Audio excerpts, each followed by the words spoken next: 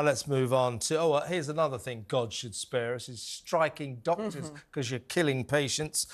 Victoria Atkins, the Health Secretary, has issued a number of warnings against the doctors. And we learned yesterday, James, and I thought this was sort of the heart of the crisis, really, that in desperation, 20 hospitals said to the BMA, the British Medical Association, the union, the two-bit left-wing union that represents these striking junior doctors, for God's sake, please, can you let some of them cross the little picket line? Because people are dying, and the BMA said no.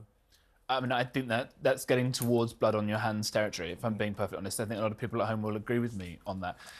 It's meant to be about patient safety and all these kind of points, but the mask has been slipping a little bit with people just talking about pay. I think the Spectator's Kate Andrews highlighted this very well yesterday, that the official reason for the strike is to help actually patient outcomes and all this sort of stuff. But now these junior doctors are starting to say, no, we just want more money, pony up. Yeah, so they're like, this is about patient safety, as they stand with their placards and their Rolls Royces parked round the corner with the hospitals beside them. It's about patient safety, not about the patients in that hospital there who are currently dying. They're not very safe. Well, I think a very interesting development is that NHS England have warned they're going to start formally collecting evidence of the harms being created by these strikes. Absolutely right. Well, that's what you said in the last piece as well. That, we need more data on this kind of thing. You will start seeing these outcomes. And when data starts getting used with the NHS in general, it shows it's not a great system, right? People call it this King's Fund study from 10 years ago that said it was the best system in the world. The only problem with it was keeping people alive. And, of course, this whole study was geared towards trying to say that the single-payer idea that we have is the best.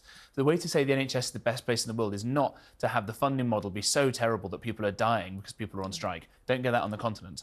We came up with two ideas this morning. One was, if doctors are going to carry on behaving like this, not putting lives at risk, literally but basically killing people, then frontline medical workers must join the police, prison officers and the army and be banned from withdrawing their labour.